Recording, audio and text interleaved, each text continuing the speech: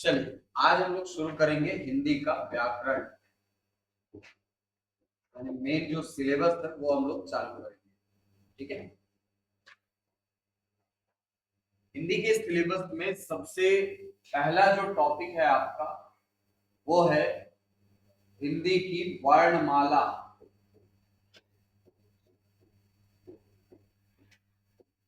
पहला टॉपिक है वर्ण एवं वर्णमाला, ये हमको पढ़ना है। और ये जो टॉपिक है इसकी शुरुआत हम लोग करेंगे तीन परिभाषाओं के साथ। सबसे पहली परिभाषा हम देखेंगे वर्ण की परिभाषा। दूसरी परिभाषा हम देखेंगे अक्षर की परिभाषा। और तीसरी परिभाषा हम देखेंगे वर्णमाला की परिभाषा। ये तीन परिभाषाएं हमको सबसे पहले देखनी। तो वर्ण क्या है, किसको बोलते हैं वर्ण? शब्दों को वर्ण कहा जाता है। नहीं, लिखिए परिभाषा, लिखिएगा परिभाषा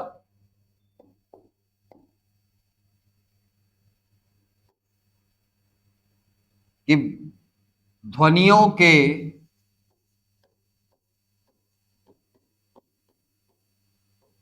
लिखित रूप को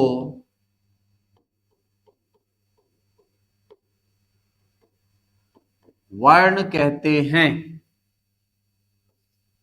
वर्ण कहते हैं। वर्ण भाषा की सबसे छोटी इकाई होती है।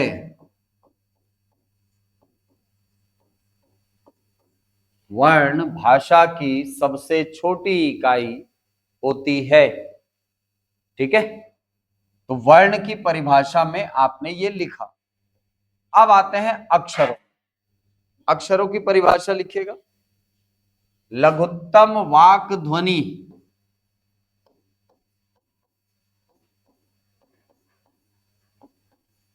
लघुत्तम वाक ध्वनि जिसका खंडन संभव ना हो,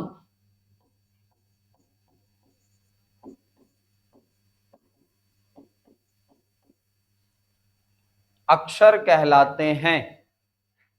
लघुत्तम वाक ध्वनि जिसका खंडन संभव ना हो अक्षर कहलाते हैं। ठीक है, तो अक्षर की परिभाषा में आपने लिखा लघुत्तम वाक ध्वनि जिसका खंडन संभव ना हो। ठीक, अब आपने लिख लिया वर्ण की परिभाषा को और आपने लिख लिया अक्षर की परिभाषा। ये दोनों परिभाषाएं आपने लिख ली। अब यहां पर इनके अंतर को यदि हम समझने का प्रयास करें तो अंतर में सबसे पहला डिफरेंस तो यह दिखाई पड़ता है कि वर्ण ध्वनियों का लिखित रूप है, जबकि अक्षर लघुत्तम वाक ध्वनि है। वाक यानी बोली जाने वाली ध्वनि। सबसे छोटी बोली जाने वाली ध्वनि को कहा जाता है अक्षर और सबसे छोटी लिखी जाने वाले ध्वनि चिन्ह को कहा जाता है वर्ण। तो सर ये अंतर कुल मिलाकर दोनों है तो भाषाओं के ही यूनिट है कि नहीं? ये भी भाषा की इकाई है, ये भी भाषा की इकाई है। तो असल में ये अंतर दिखाई कहां से पड़ना शुरू होता है? तो देखो, ये अंतर हमको तब से दिखाई पड़ना शुरू होता है जब हम भाषा के बारे में पढ़ते हैं। ठीक है, भाषा के बारे में यदि आप देखें,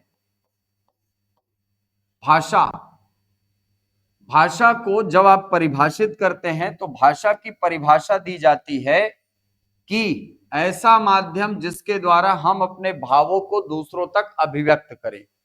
है कि नहीं? यही परिभाषा दी जाती है। भाषा की परिभाषा दी जाती है कि अभिव्यक्ति का माध्यम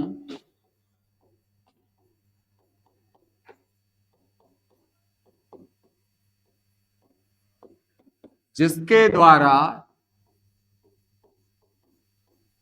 मनुष्य अपने भावों को प्रकट करता है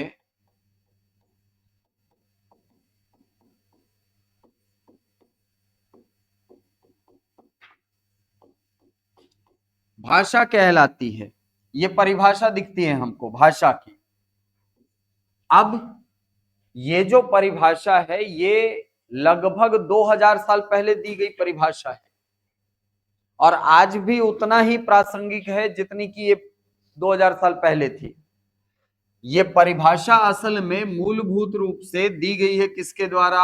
आचार्य पतंजलि के द्वारा। नाम सुना है आपने? आचार्य पतंजलि ने ये परिभाषा दी थी। आचार्य पतंजलि ने एक पुस्तक लिखी है जिसका नाम है महाभाष्य। और ये जो महाभाष्य है ये वास्तव में आचार्य पाणिनि के द्वारा लिखी गई पुस्तक अष्टाध्यायी पर लिखी गई टीका है। अब ये अष्टाध्यायी क्यों फेमस है? अष्टाध्यायी इसलिए प्रसिद्ध है क्योंकि अष्टाध्यायी पूरे विश्व में व्याकरण की पहली पुस्तक है। पूरी दुनिया में अगर सबसे पहली बार किसी भाषा का व्याकरण लिखा गया तो वो लिखा गया था संस्कृत भाषा का। किसके द्वारा लिखा गया? आचार्य पाणिनि के द्वारा। आचार्य पाणिनि ने 8 अध्यायों में बांट करके पुस्तक को लिखा था, यानी संस्कृत के नियमों को नियमबद्ध किया था। इस पुस्तक को नाम दिया गया था अष्टाध्यायी क्योंकि 8 अध्यायों में बटी हुई पुस्तक थी और यही पुस्तक पूरे विश्व में व्याकरण की पहली किताब बनी। लेकिन ये जो पुस्तक थी ये एक तरीके से बोला जाए ना तो सूत्रों में लिखी गई पुस्तक थी। कोडिफाई लैंग्वेज में लिखी गई भाषा थी इसकी, जो कि दूसरों के समझने के लिए थोड़ी सी कठिन थी। तो आचार्य पतंजलि ने क्या किया? इस पुस्तक को आसान कर दिया, लोगों के लिए सुगम बना दिया कि भाई आप भी इसको समझ सको। और इन्होंने इस अष्टाध्यायी का सरलीकृत रूप लिखा जिसका नाम क्या रखा? महाभाष्य। और इसी महाभाष्य में भाषा को परिभाषित करते हुए आचार्य पतंजलि लिखते हैं भाषम व्यक्तायाम वाचि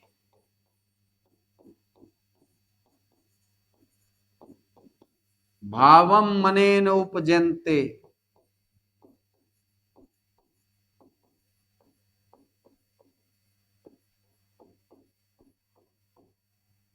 अर्थात भाषा व्यक्त करती है बोलकर। भाषा व्यक्त करती है बोलकर। किसको? भावों को। कौन से भाव? जो हमारे मन में उपजते हैं। यही परिभाषा तो आपने लिखी है कि भाषा अभिव्यक्ति का माध्यम है जिसके द्वारा हम अपने भावों को प्रकट करते हैं। ठीक है, तो यहां से भाषा की परिभाषा में ही आचार्य पतंजलि ने ये स्पष्ट कर दिया कि भाषा शब्द की व्युत्पत्ति जो है ये होती है संस्कृत के भाष धातु से। भाष धातु से उत्पन्न हुई है हमारा जो भाषा शब्द है, हमारा भाषा जो शब्द है ये जन्मा है कहां से? संस्कृत के भाष धातु से। क्लियर है? अब यदि हम इन अभिव्यक्तियों का प्रकार देखें तो कुल मिलाकर मैं यही कहूंगा ना, भाषा के प्रकार हैं ये। भाषा के प्रकार कहने का क्या मतलब हुआ? भाषा मतलब भावों की अभिव्यक्ति। तो भाषा के प्रकार कहने का मतलब हुआ कि मैं अपने भावों को कितने तरीकों से अभिव्यक्त कर सकता हूं। तो मनुष्य अपने भावों की अभिव्यक्ति के लिए 3 प्रकार के तरीके अपनाता है। एक, ध्वनियों द्वारा अपने भावों को दूसरों तक पहुंचाना, ध्वनियों द्वारा भावों का संप्रेषण करना। और जब मनुष्य अपने भावों की अभिव्यक्ति ध्वनियों द्वारा करता है तो भाषा के इस प्रारूप को कहा जाता है मौखिक भाषा। क्या कहा जाएगा? मौखिक भाषा। दूसरा तरीका कि हम अपने भावों की अभिव्यक्ति करें ध्वनि चिन्हों द्वारा, यानी लिखकर।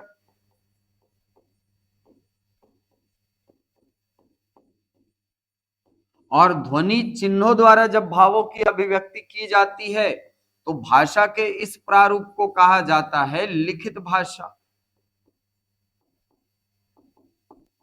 लिखित भाषा। हम अपने भावों की अभिव्यक्ति कर सकते हैं संकेतों द्वारा।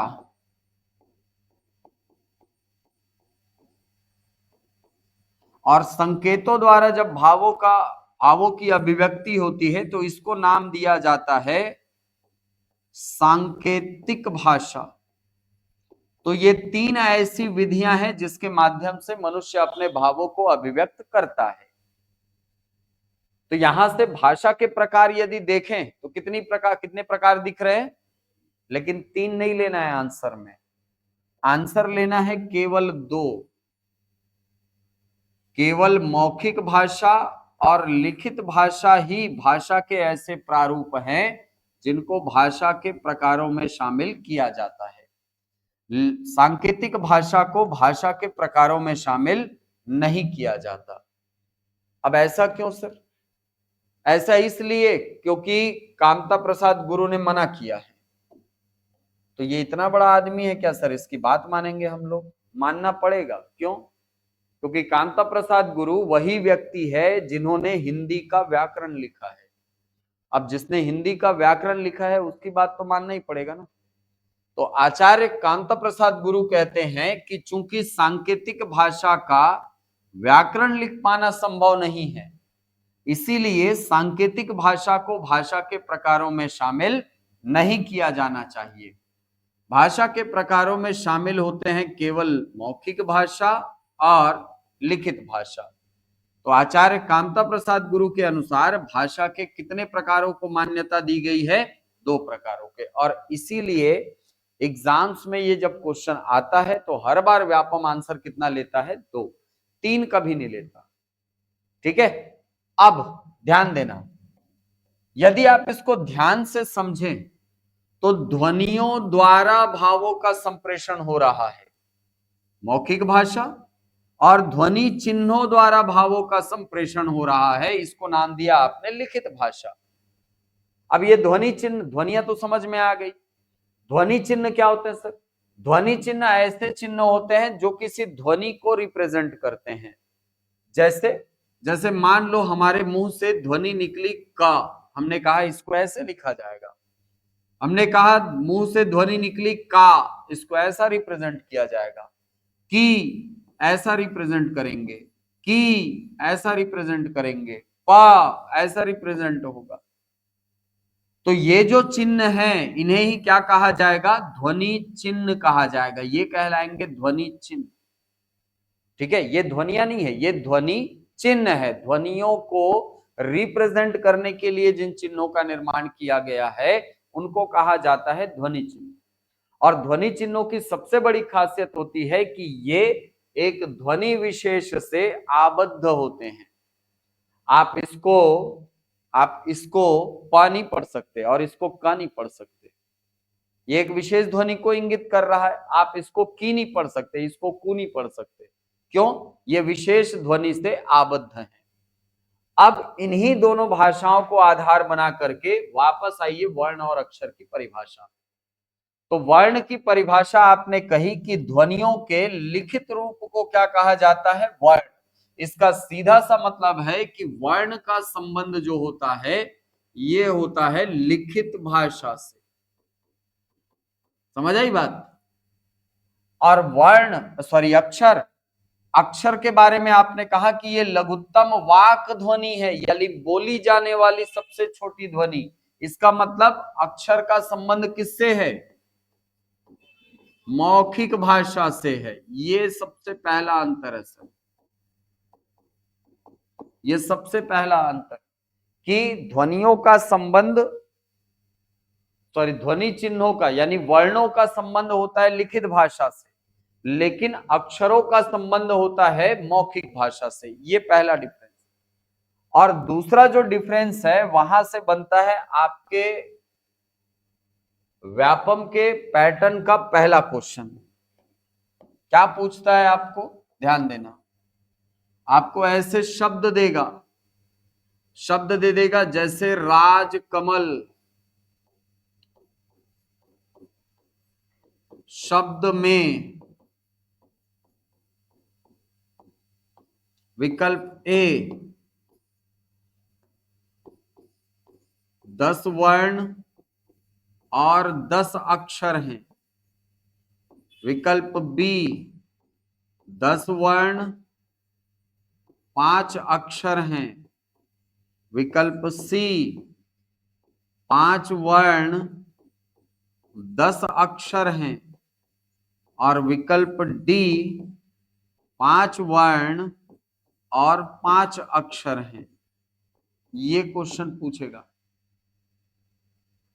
ऐसे क्वेश्चन जब तक आपका भाषा के संबंध में बेस क्लियर नहीं है तब तक ये नहीं बन सकता है कि नहीं।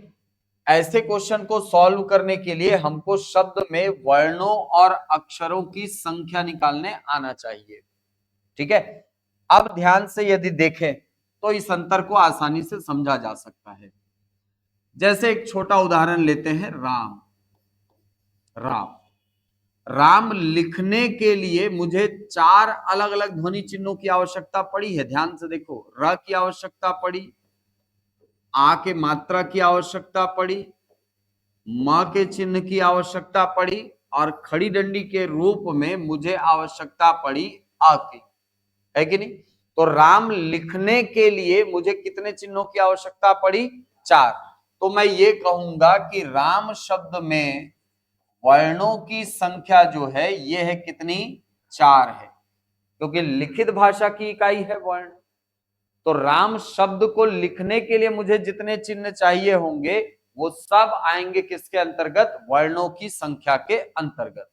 लेकिन अगर मुझे राम उच्चारण करना हुआ, राम बोलना हुआ, तो क्या मैं इसको रा आ म आ ऐसा बोलूंगा क्या? नहीं, मैं सीधे बोलूंगा रा और बोलूंगा म। यानी राम शब्द में अक्षरों की संख्या जो होगी वो कितनी होगी? 2। समझ आई बात? तो वर्ण 4 है राम शब्द में और अक्षरों की संख्या कितनी है? 2 है। यहीं से बना है आपका पहले पैटर्न का क्वेश्चन, ये वाला यहीं से बना है। और ये बहुत बेसिक क्वेश्चन है और इतना बेसिक है ना कि लोग इसको बना नहीं पाते हैं, क्योंकि उनको लगता है कि वर्ण और अक्षर एक ही हैं। बहुत जगहों पर वर्ण और अक्षर एक ही अर्थ में प्रयोग में आते हैं, लेकिन व्याकरणिक रूप से दोनों में टेक्निकली अंतर होता है। अंतर क्या है? ये अंतर है सर। इसी प्रकार मान लो शब्द लिखा है हमारे पास कमल। तो कमल शब्द में हम अगर वर्णों की संख्या निकालें तो पहले तोड़ा जाएगा क को, तो क टूटेगा क धन आ। वैसे ही म धन आ, म को तोड़ेंगे, अब ला को तोड़ेंगे तो बनेगा ला धन आ। यानी कमल शब्द में वर्णों की संख्या जो होगी ये होगी 6। लेकिन इसी कमल शब्द में अगर मैं अक्षर निकालने के लिए जाऊं तो का 1 अक्षर है, मा 1 अक्षर है और ला 1 अक्षर है। यानी कमल शब्द में अक्षरों की संख्या जो होगी वो कितनी हो जाएगी? 3 हो जाएगी। क्लियर है? मतलब यहां से हमको ये सीखना पड़ेगा कि सर वर्णों की संख्या कैसे निकालते हैं और अक्षरों की संख्या कैसे निकालते हैं। इन 2 उदाहरणों के आधार पर आप कहीं इस निष्कर्ष में मत पहुंच जाना कि वर्णों की संख्या हमेशा अक्षरों के डबल होती है, जरूरी नहीं। कई ऐसे उदाहरण मिलेंगे जहां पर वर्णों की संख्या अक्षरों के संख्या के डबल से ज्यादा होगी, या कई बार ऐसे होगा कि वर्णों की संख्या अक्षरों की संख्या के डबल से कम होगी। ठीक है, तो इस भ्रम में मत रहना कि अक्षरों की संख्या निकल आई तो वर्णों की संख्या भी निकल आई। नहीं, हमको निकालना पड़ेगा और इसके लिए हमको एक प्रोसीजर फॉलो करना पड़ता है। क्या प्रोसीजर फॉलो करना पड़ता है सर? देखो, आपको चाहे वर्णों की संख्या निकालनी हो चाहे अक्षरों की संख्या निकालनी हो, सबसे पहला चरण होता है शब्द का वर्ण विन्यास करना।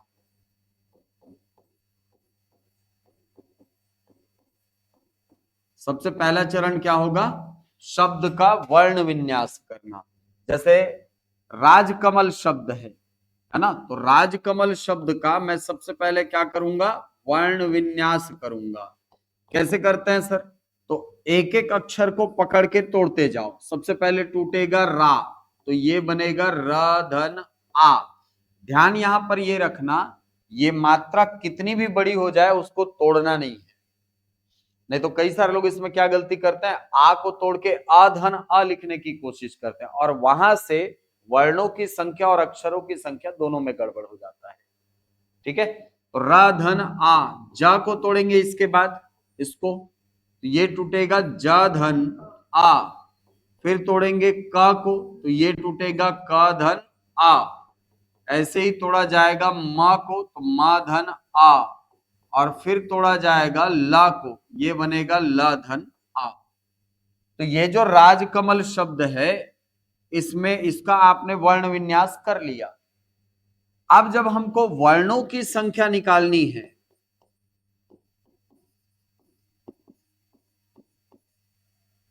तो वर्णों की संख्या निकालने के लिए हम इस वर्ण विन्यास के प्रत्येक इकाई की गणना करेंगे। क्या करोगे? प्रत्येक इकाई की गणना करोगे। गणना करने से जो संख्या प्राप्त होगी वो बराबर होगी वर्णों की संख्या के।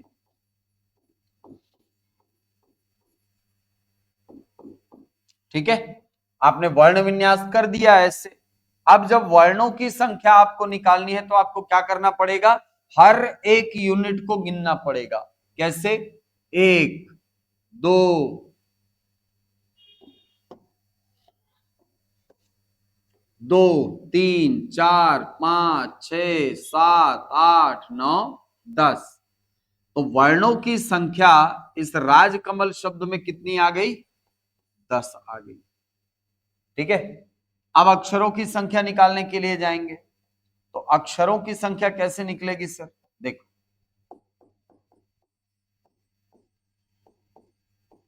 अक्षरों की संख्या 2 चरणों में निकलती है। सबसे पहले उस शब्द के वर्ण विन्यास में कितने स्वतंत्र स्वर है उनकी गणना की जाती है। किसकी गणना होगी? स्वतंत्र स्वरों की गणना होगी। स्वतंत्र स्वर क्या होते हैं सर? ऐसे स्वर जो किसी व्यंजन के साथ आबद्ध नहीं होते, वो कहलाते हैं स्वतंत्र स्वर। लेकिन यहां पर तो कोई स्वतंत्र स्वर दिखाई नहीं पड़ रहा है। कोई अलग से स्वर दिख रहा है क्या? नहीं, मतलब स्वतंत्र स्वरों की संख्या यहां कितना लेना पड़ेगा? 0। अब इसके बाद ऐसे युग्मों का चयन करना पड़ेगा जो कि एक व्यंजन और एक स्वर के योग से इसी क्रम में बने हो। जैसे र और आ, एक एक क्रम बना यहां से, जा और आ, का और आ, मा और आ, ला और आ। तो कितने जोड़े बने? 1 2 3 4 5। तो स्वतंत्र स्वर यहां पर 0 है और व्यंजन और स्वरों के युग्मों की संख्या यहां पर 5 है। इसका मतलब यहां से अक्षरों की संख्या जो आएगी वो कितनी आएगी? 5 आएगी। क्लियर है? तो वर्णों की संख्या और अक्षरों की संख्या निकालने का इसकी एक प्रक्रिया है, एक संक्रिया है। मान लो कभी आप अक्षरों की संख्या निकालने का प्रोसीजर भूल गए, ऐसा होता है एग्जाम हॉल में कि हम अक्षरों की संख्या निकालने की प्रक्रिया भूल जाते हैं। तो एक नियम हमेशा याद रखना कि शब्द के वर्ण विन्यास में या शब्द में स्वरों की संख्या सदैव बराबर होती है अक्षरों की संख्या के।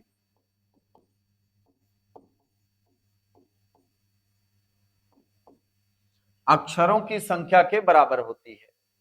ठीक है, मतलब जब आप इसका वर्ण विन्यास कर दिए तो वर्ण विन्यास करने पर जितने स्वर मिलेंगे उतने ही क्या होंगे? अक्षर। जैसे राजकमल में देखो, 1 स्वर दिख रहा है, ये 2, ये 3, ये 4 और ये कितना आया? तो आपके शब्द में अक्षरों की संख्या ऐसे निकालोगे तो भी 5 आएगा और वैसे निकालोगे तो भी 5 आएगा। ठीक है, तो एग्जाम हॉल के लिए ये वाला तरीका ज्यादा बेहतर है, इसको आप अप्लाई कर सकते हो। ठीक है, निकाल लोगे। अब सवाल ये आता है कि सर तो संख्याएं ऊपर नीचे कब होती हैं, यहां पर तो डबल दिख रहा है अपने को, संख्याएं ऊपर नीचे कब होती हैं? ध्यान देना, ऊपर नीचे ये तब होती हैं जब शब्द का आरंभ या तो स्वर से हो या शब्द के बीच में कोई आधा वर्ण हो। क्यों ऐसा?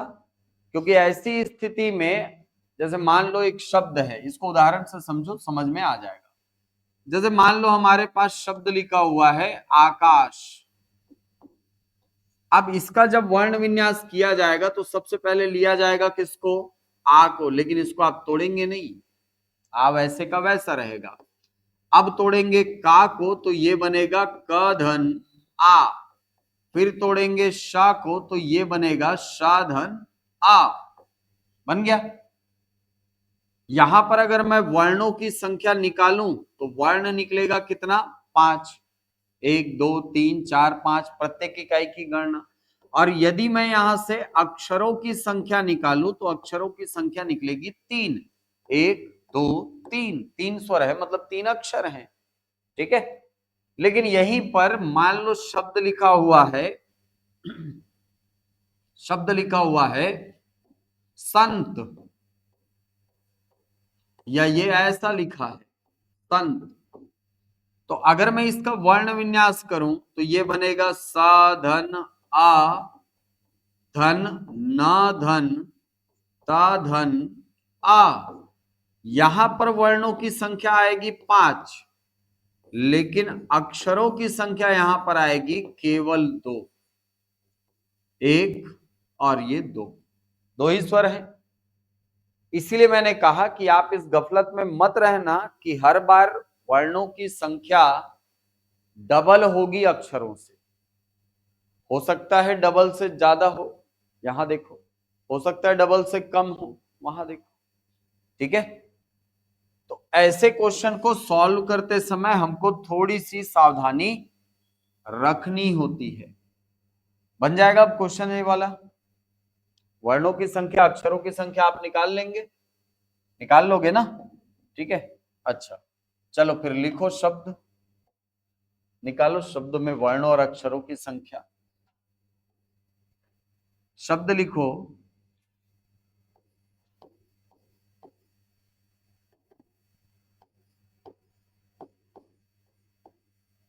अचिंत्य,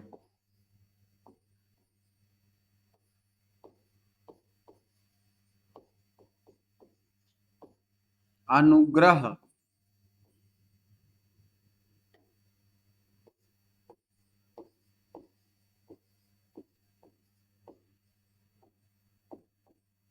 अनुगृहीत,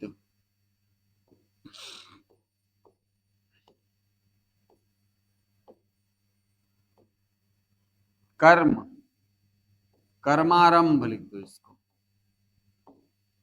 कर्मारंभ,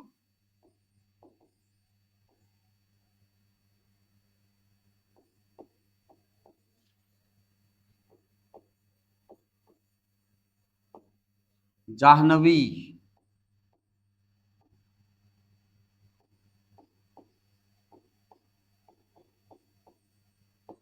प्रहलाद।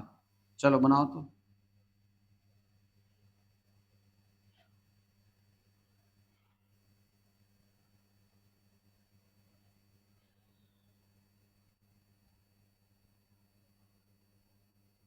चलो बनाए पहला, चलो वर्ण विन्यास बनाते जाओ।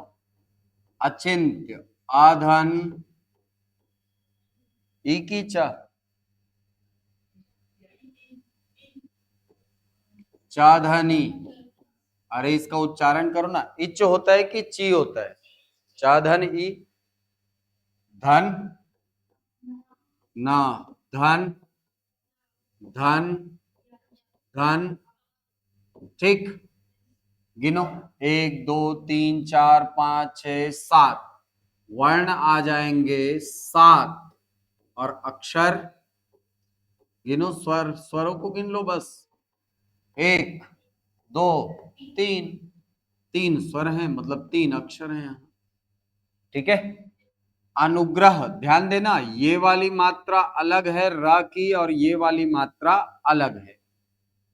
अनुग्रह, तो सबसे पहले तो आ, फिर नु, तो ना धन ओ, फिर ग्र, ग आधा है और र पूरा है, ध्यान देना। ग्र, उच्चारण करो, ग्र, ग धन र धन अ, इसी क्रम में आ रहा है वर्ड, और जिसके साथ स्वर पूरा होता है वो व्यंजन कंप्लीट होता है। धन ह धन आ। अब यहां से वर्ण गिनो, 1 2 3 4 5 6 7 8, वर्ण आ गए यहां से 8, और अक्षर कितना आएगा, 1 2 3 और ये 4, तो अक्षरों की संख्या यहां से हो गई 4। ठीक है। हाँ, अनुगृहीत, तोड़ो, आधन,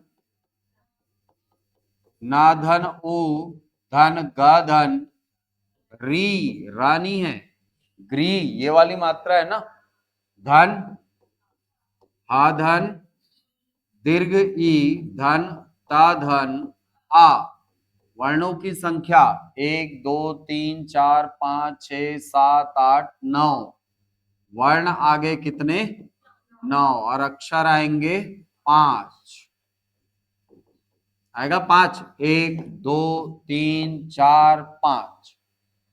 ठीक।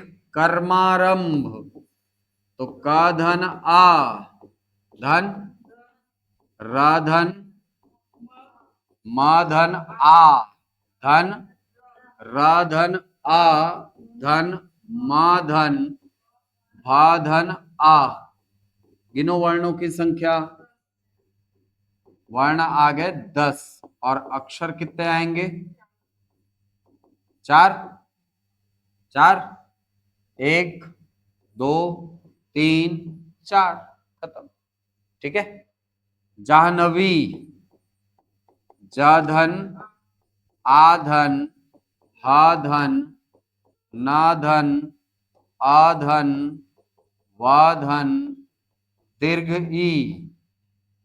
गिनो, 1 2 3 4 5 6 7, तो वर्ण आ गए कितने, 7, और अक्षर आएंगे यहां से 3, आएगा 1 2 3।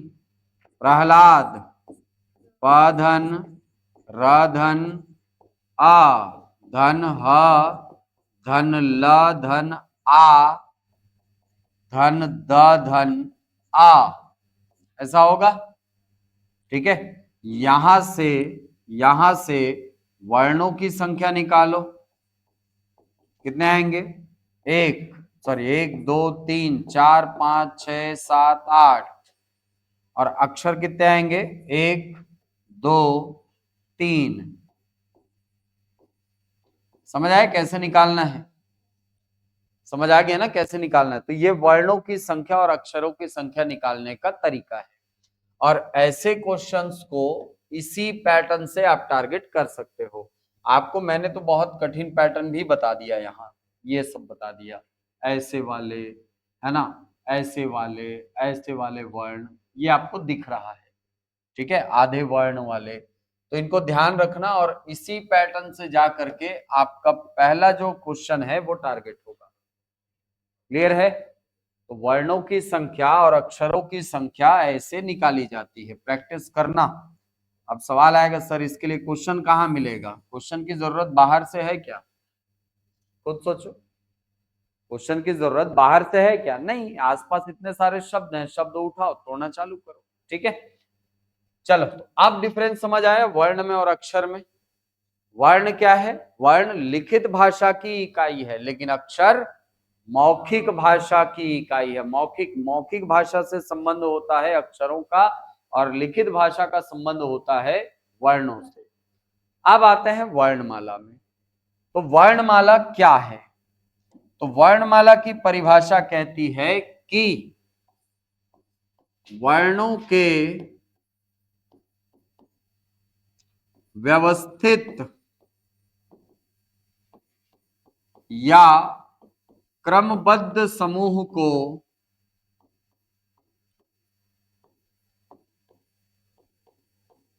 वर्णमाला कहते हैं। वर्णों के व्यवस्थित या क्रमबद्ध समूह को वर्णमाला कहते हैं। ठीक है, तो कभी भी क्वेश्चन आएगा वर्णमाला क्या है, तो इन शब्दों को याद रखना, या तो व्यवस्थित शब्द लिखा होगा या तो क्रमबद्ध लिखा होगा। अगर केवल वर्णों का समूह लिखा है तो वो आपका आंसर नहीं होगा।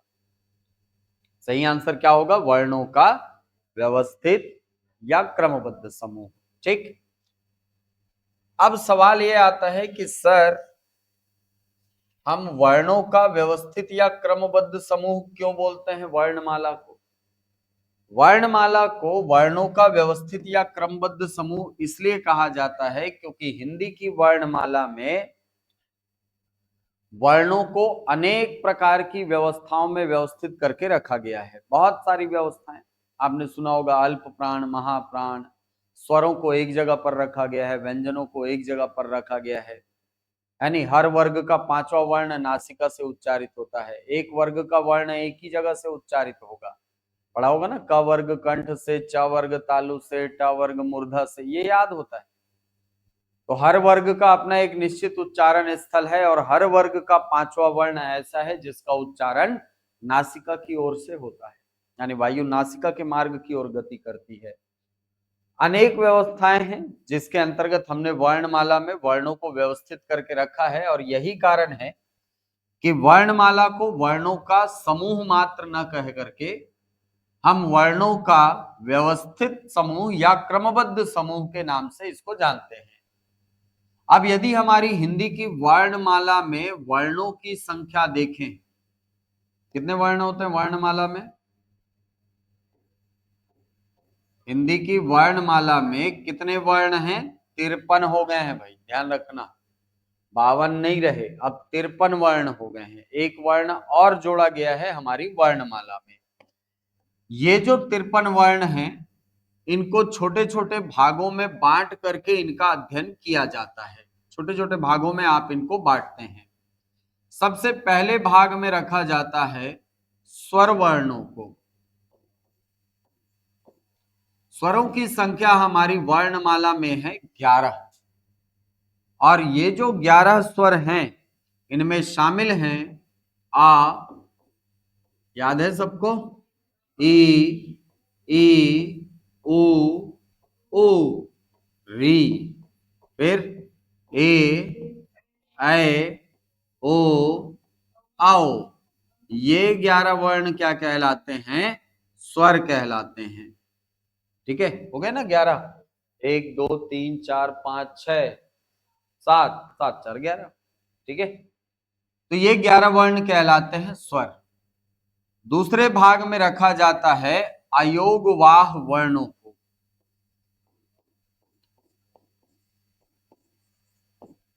अयोगवाह वर्णों की संख्या होती है 2, और इसके अंतर्गत आने वाले वर्ण हैं अम और अह। अम को नाम दिया जाता है अनुस्वार, और अह को नाम दिया जाता है विसर्ग। अह को क्या नाम देते हैं आप? विसर्ग। अब इसके बाद अगले भाग में आते हैं व्यंजन। व्यंजन वर्णों की संख्या हमारी वर्णमाला में है 33 व्यंजन है, और ये जो 33 व्यंजन हैं इनको 3 भागों में बांट करके इनका अध्ययन किया जाता है। 3 खंडों में बांटते हैं आप। सबसे पहले भाग में रखे जाते हैं स्पर्शी व्यंजन।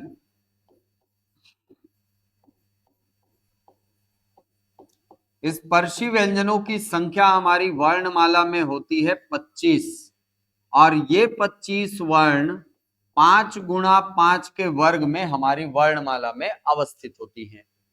यानी 5 वर्ग होंगे और हर वर्ग हर वर्ग में वर्णों की संख्या भी कितनी होगी? 5, तभी तो बनेगा स्क्वायर।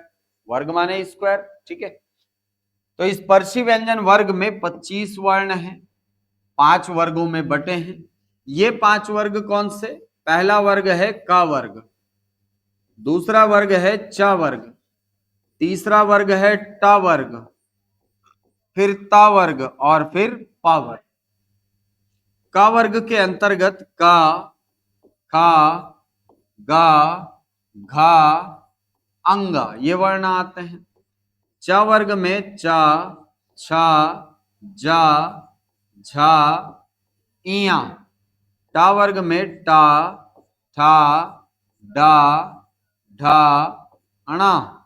त वर्ग में त, थ, द, ध, न। और प वर्ग में प, फ, ब, भ, म। ये 25 वर्ण कहलाते हैं स्पर्शी व्यंजन। ये क्या कहलाते हैं? स्पर्शी व्यंजन। दूसरे भाग में रखे जाते हैं अंतस्थ व्यंजन।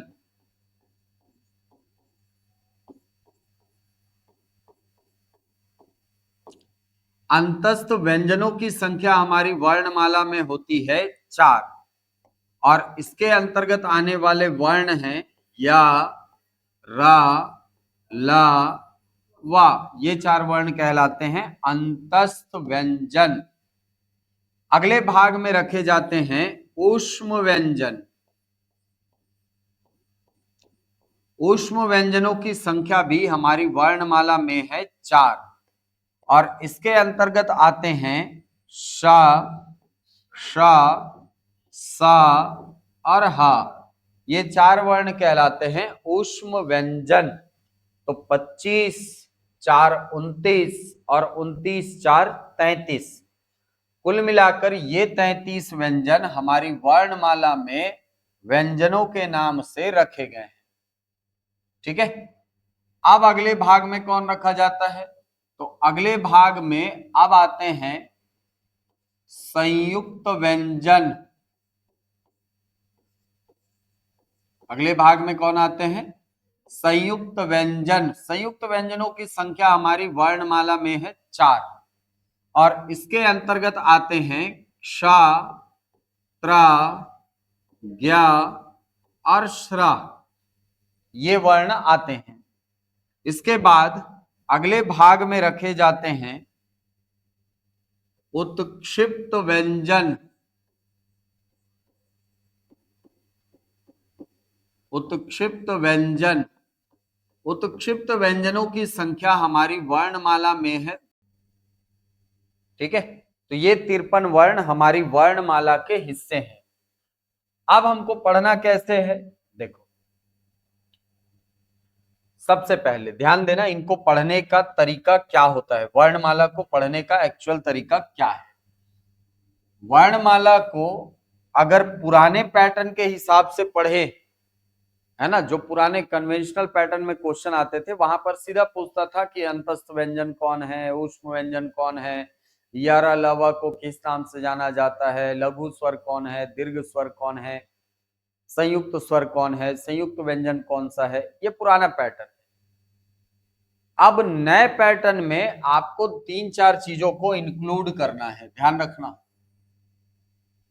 किन 3-4 चीजों को? सबसे पहली चीज यहां पर हमको पढ़ना है परिभाषाओं को। परिभाषाओं को पढ़ना बहुत जरूरी है। क्यों? क्योंकि अब वो परिभाषा को लिंक करेगा अगले चरण में संख्या से। परिभाषा को किससे लिंक करेगा? संख्या से। जैसे मान लो, देखो, अगर मैं आपको ये पूछूं ना कि अयोगवाह वर्णों की संख्या कितनी है? कितनी है? 2 है। स्वर कितने हैं? 11 है। व्यंजन कितने हैं? 33। सीधे सीधे बता रहे हो। मान लो मैं आपको ऐसा क्वेश्चन कर दूं कि हिंदी वर्णमाला में ऐसे वर्णों की संख्या कितनी है जो ना तो पूर्णतः स्वर है ना ही पूर्णतः व्यंजन। अब हो गया कठिन क्वेश्चन? कुछ नहीं, ये परिभाषा है अयोगवाह की। ऐसे वर्ण जो ना तो पूर्णतः स्वर होते हैं ना ही पूर्णतः व्यंजन अयोगवाह कहलाते हैं। मतलब मैं किसको पूछ रहा हूं? इस संख्या को पूछ रहा हूं। तो परिभाषाओं और संख्याओं को जब लिंक कर दिया जाता है ना तो क्वेश्चन टफ हो जाता है। तो सबसे पहली चीज ये ध्यान रखना है कि परिभाषा अच्छे से पढ़ना है। दूसरी चीज, हमको यहां पर कथन कारण वाले क्वेश्चंस भी देखने हैं। अभी हाल फिलहाल में आपने ये पैटर्न देखा होगा जहां पर असर्शन और रीजन वाले क्वेश्चन आपसे पूछता है, यानी कथन और कारण वाले क्वेश्चन आपको पूछता है। ठीक है, जैसे मान लो मैं यहां पर कथन दिया, कथन दे दिया कि शा शा सा हा को ऊष्म व्यंजन कहा जाता है। ऊष्म व्यंजन कहा जाता है, ये मैंने पहला स्टेटमेंट दे दिया आपको, कथन दे दिया। अब कारण में मैं ये लिखता हूं कि शा शा सा हा का उच्चारण करते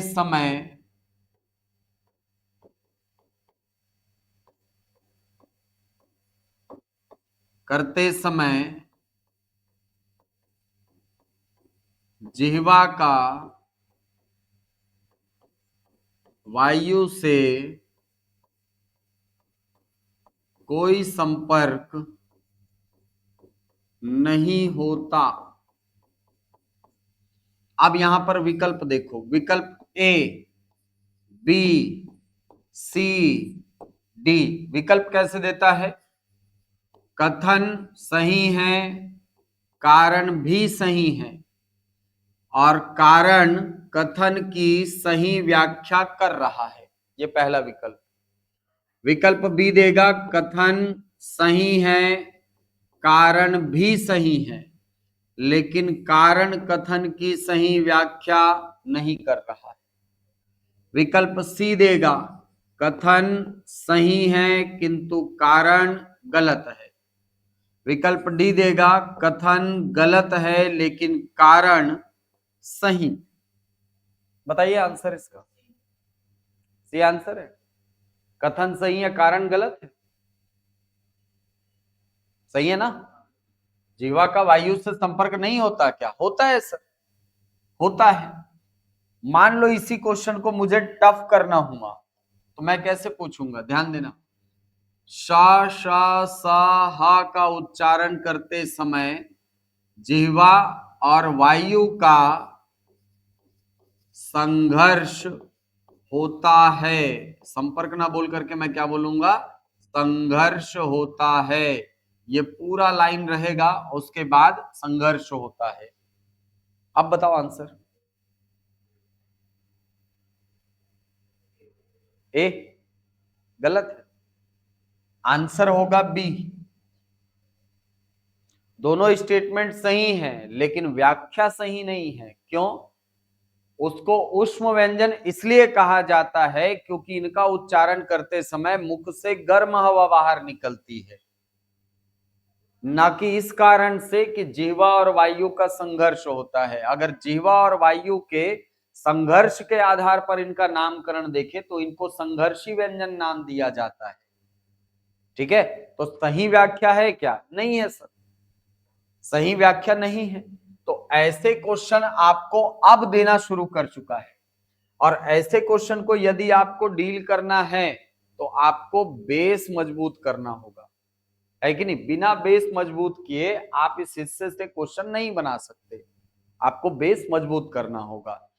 ठीक, तीसरा पैटर्न कॉन्सेप्चुअल हिस्से से पूछता है, कॉन्सेप्ट वाले हिस्से से, जहां पर आपको पूछेगा अल्प प्राण महाप्राण के बारे में, अघोष और सघोष के बारे में, फलाना वर्ण का उच्चारण स्थल क्या है, फलाना के आधार पर स्वरों को कितने प्रकारों में बांटा गया है, फलाना के आधार पर व्यंजनों के कितने प्रकार है। क्वेश्चन यहां से आते हैं। तो 5 अलग अलग कॉन्सेप्ट आगे जाकर के हम लोग पढ़ेंगे, लेकिन पहले हमको देखना है किनको? परिभाषाओं को कि भाई इन वर्णों का ये नाम क्यों है, ये देखना पड़ेगा, क्योंकि उसको समझे बिना आप कॉन्सेप्ट वाले हिस्से में जंप नहीं कर सकते। और यही गलती हम लोग करते हैं, डायरेक्ट जंप कर जाते हैं और समझ में चीजें नहीं आती। ठीक है, तो एक एक करके आगे बढ़ेंगे। बहुत आसान सी चीज है लेकिन थोड़ा टाइम लगता है। ठीक है, चलो, कोई सवाल, कोई डाउट?